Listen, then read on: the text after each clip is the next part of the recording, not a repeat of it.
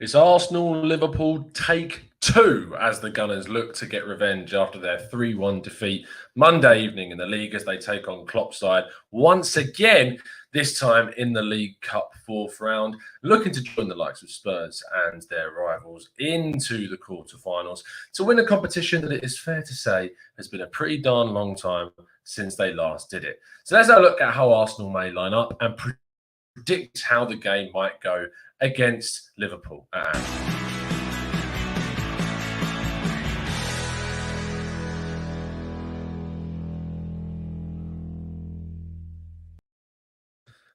Hello and welcome to the Gooner Talk, back again with you guys for another show, for another episode of our Raw Reaction preview series, show in which we preview the game that is coming up tomorrow. We always do one of these shows straight before the next fixture. And what's really nice to start off today's show is that we've been very welcomed by a brand new member to our collection of fantastic people. Adam Rose has decided to join us. So thank you, Adam, for becoming a member and helping to support the channel. Adam is going to now get access to some exclusive content, some access to some emojis in the chat box, and of course, joining a great group of people in our Discord server who discuss Arsenal all the live long day with their expert views and knowledge. But he's going to get access to this fantastic show with myself and Adam White, who is the GFFN, Get French Football News, chief features writer, and we go into everything about our. So if you want to join Adam in a fantastic crew of people on the Discord, get access to the emojis in the chat box and get priority, of course, with questions, and finally getting access to the exclusive content, as you can see on your screen now, then make sure you join the team. So let's crack on with today's show and talk about Arsenal-Liverpool. I'm quite content now, to be honest, after the league game. I think there was a massive overreaction. I should say, I've read some of your comments after the podcast yesterday, and I think you've taken my introduction to that show a little bit to heart, actually. I was completely joking, I should say, in my intro show, but apparently people are taking me very seriously. So make sure you do take those types of jokes with a pinch of salt, people. But other than that, it's a pleasure to be chatting to you as always. And looking ahead to this game is an interesting one because I'm not quite sure the kind of lineup that we could see. So the guest that I've gone for is an interesting one, which we'll come on to a second. But thinking about kind of the intricacies of thinking about this game is that Arsenal didn't stay up in Liverpool. Now, there might be lots of reasons for that are COVID-related. It might be just to do with the logistics. It might be, though, because there's a decent-sized switch around rotation of players, of the squads that he was taking up for those games that may not have been there for the first league game. And I think that's probably the most likely cause of it. So I think we can still expect some rotation. But I'm kind of thinking that we might see less rotation than a lot of people are predicting usually for these matches. I might be completely wrong, and you can let me know if you think I am in the chat box. So let's have a go with what I would have preferred to see. Now, you can see there that I've actually gone quite strong as well. I want to win this game. I want to knock Liverpool out of the League Cup. I want to get a little bit of revenge and turn that sort of the mentality of losing against the champions of England that is expected, in my opinion, but is also something that you should look at and go, well, if we can beat them, it's a hell of a confidence boost going into a pretty tough run of fixtures. Now, there are players that have rested, and so I would quite like to see Eddie Nketiah come in for Lacazette, for instance. I would like to see Pepe come in and have a decent game against Liverpool from the start. I've rested Tierney. He is, for me, alongside Aubameyang, probably our most important player on the pitch, and I'm not going to risk him. I have risked Aubameyang, though, because I feel like that we do need to go a little bit stronger than we did against Leicester. I feel that we do need to try and, as much as we can, guarantee a start that's going to get us into this game a lot more competitively than we did in the game on Monday evening. I've gone with Xhaka and Ceballos in the middle as a partnership that worked really well towards the end of last season. Mainsley comes in at the right-hand side for a rested Bellerin, and Saka then takes the place of Mainsley on that left-hand side, playing there. I have my issues, my sort of worries about Saka playing in that left midfield role, that he can leave us exposed, especially if Salah does start, but we don't yet know if it'll be Jota and Shaqiri or whether it'll be Salah and Mane. We don't quite know as of yet. I'm kind of leaning towards the former of it being Liverpool's rotated squad. I'm not quite sure if that will happen, but of course we look back to last season when we played them and we had that mad 5-5 game. They had a massively rotated side. So who knows what they might choose to go for this time round. I have a feeling it might be Shaqiri and Jota, though, that get the start in this game alongside maybe Origi. If not, they might go for one of Mane, Salah or Firmino as that front forward-thinking person. I've also gone with Saliba in the back line, you would have noticed, I imagine. And he's kind of been the biggest question so far this season. And that he's been eased in, but he hasn't been eased in really at all because he's not got any minutes. He didn't play in the Leicester game. He was on the bench, didn't even come on. It's quite a big ask to get him to come into this Liverpool game. I have a feeling that he might be seen, though, with the situation that's going on at centre-back, with the fact that we know that we need to make some rotations and get players getting as sort of more experience as they can, the new signings. I'm getting Saliba and Gabriel into this with Luiz playing that centre of the back three. Now, what this does change is it means that we don't have necessarily that distribution from Kieran Tierney, but solid lot, sort of like talking solidly defensively. That back three for me is a good one. It is a good one, and I feel that Mainsley and Saka would provide the width that we need that those centre backs can then cover in the right places. I've wanted to see Gabriel playing with Luiz. We've not seen it yet. In terms of like starting from the beginning of the match, we've not seen those two together, and I kind of think that those two, and especially having Luiz to kind of be that sort of marshal for Saliba as well and guiding him through these games is also going to be really important. Now, one thing that I have not put in this team is Reiss Nelson. And the reason I've not put Reiss Nelson in this team is because of news, is because of I'm not sure whether he's going to be in the squad. Apparently, he was not particularly happy to not be included in the league game against Liverpool. There are massive rumours around possible loan deals going around with Nelson. And with only a few days left of the window, when he plays tomorrow, that would signal only being a couple of days left of the window. So big movements could still happen. And Nelson is definitely part of the outgoing party that is being touted around from Arsenal. So that's why I've not put Nelson in there.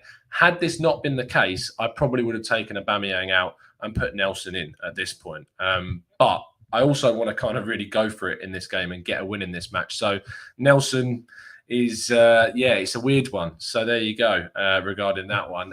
Let's have a look at what I actually predict Arteta to go for rather than what I would like to see.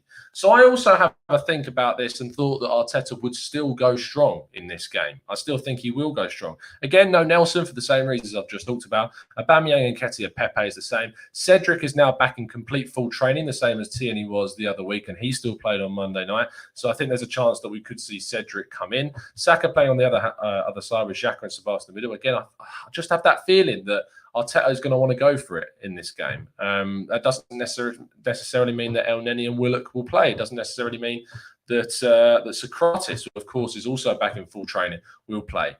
I have a horrible feeling that Tierney's going to play again. I just feel that if Arteta wants to win these games, he knows that he needs Tierney in the team, and I'm hoping that he doesn't.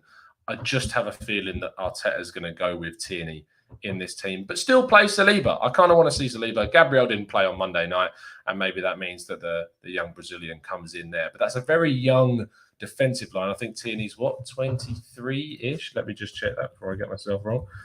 Tierney is 23. Yes, he is. So you got 22-year-old Gabriel, a 23-year-old Tierney, and a 19-year-old Saliba in a very young backline. And something I didn't even mention is that I've also put Leno in the team, in my team and in Arteta's. I just feel that he looks at the goalkeeping position now as Runnison, I think, might get a couple of games in the Europa League against a weaker opposition.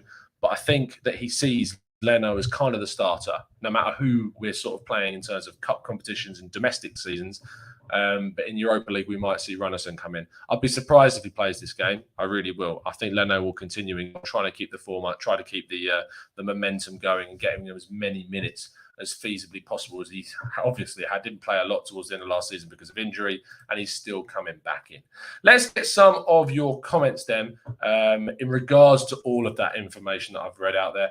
Rydog says Aubameyang in the League Cup is too much. I don't think it is. He's our captain. He loves to play football. He loves to play in every single game that you can possibly get into. His injury record is exceptionally good. He's not someone who gets out of fitness very easily. I think it's completely reasonable to be putting Aubameyang in this fixture, 100%. Omar reckons that Runnison will play, which is interesting. I just kind of think that Leno is going to be given the shot. He was continued to be given the shot in the Leicester game, in the cup competition as well. There was talk of Runnison maybe going into that fixture, but he wasn't. Whether that was down to the fact that he hadn't integrated quickly enough, and now he has. Might change that. I just have that kind of feeling that Leno will still play. Christopher Funk's lineup is Leno, Saliba, Luiz, Gabriel, Mainsley, Elneny, Ceballos, Cedric, Saka, and Nketiah and Pepe. So a lot more rotation than what you saw from my lineups there, which I understand, Chris. We've got some important games coming up, and I know that people want to make sure our players are well rested and they are in the right condition for those matches. But I just think getting a turnaround and getting a result in this game could really give us a proper morale boost ahead of those difficult games that we've got coming up. Omar says, Tom, Klopp will heavily rotate his squad, so I think we will have a good chance. Of course, there's a lot more quality now in that Liverpool team in terms of depth. They've got Shaqiri and Origi and Jota. They've got Fabinho in the midfield. They had Thiago, but he apparently has had a positive COVID test, if I'm right. I will just check that quickly. But I did hear a rumour about that. Yes, Thiago Alcantara self-isolating after positive COVID test. So he's not going to be involved in the game, which means that you're probably going to see, I don't know if Alex Oxlade-Chamberlain is actually fit or not. He's still injured. I've not seen anything news-wise. Let's have an LFC fitness update from Liverpool's actual website. Let's get it up on the screen so you guys can see it too. Here we go.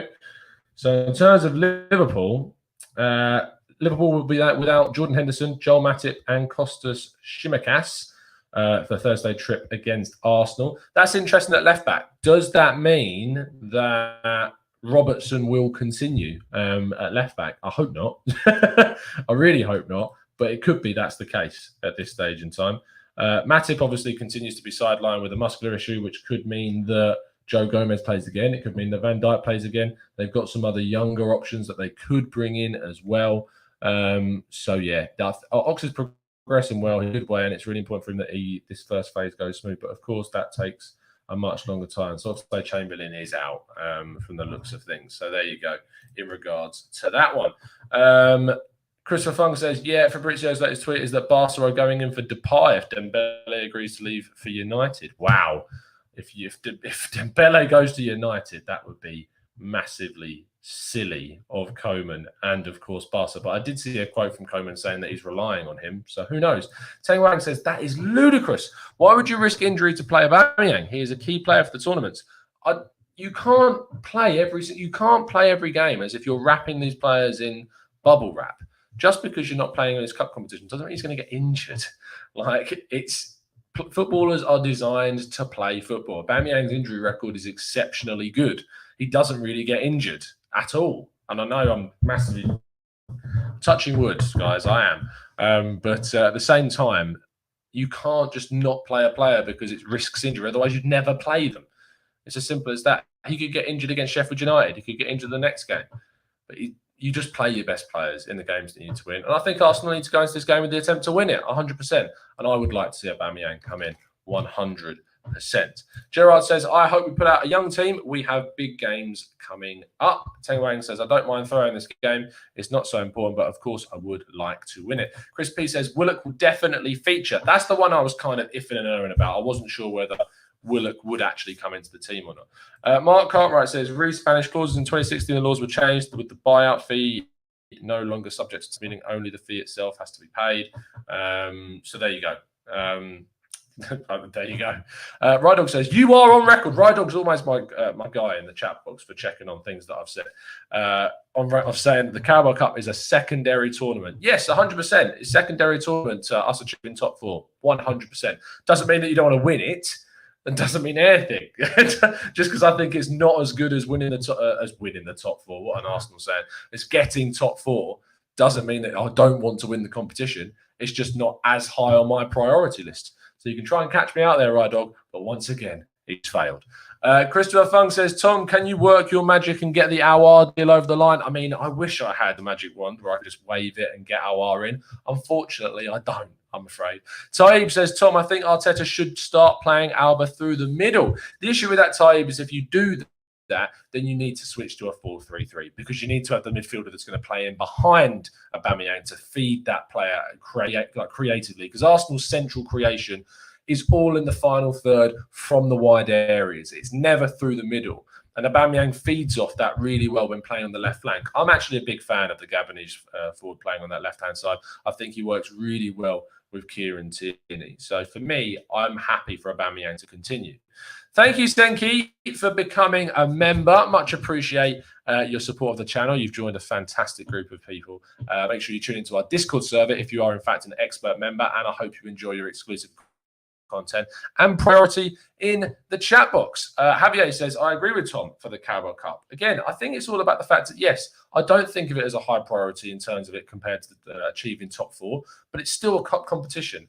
The League Cup is still a prestigious cup in its own right and something that you should look at as a major trophy if it was won.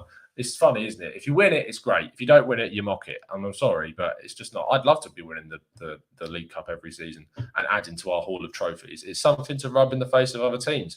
Football is all about winning trophies. It's the most important thing in the game. And there's no debate around that, in my opinion. That's why you can turn around and say, oh, Arteta's not been here that long. Has he done that much? Well, he's won a blooming trophy. So you can say that Chelsea's season might have been better last year because they achieved Champions League football, or Man United's season was better because they achieved Champions League football. But I'm sorry, it wasn't, because they didn't get a trophy.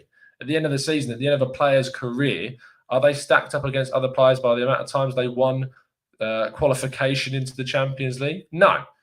Players are measured on the trophies and the medals that they collect throughout their seasons. I'd much rather be winning trophies like the FA Cup, for instance.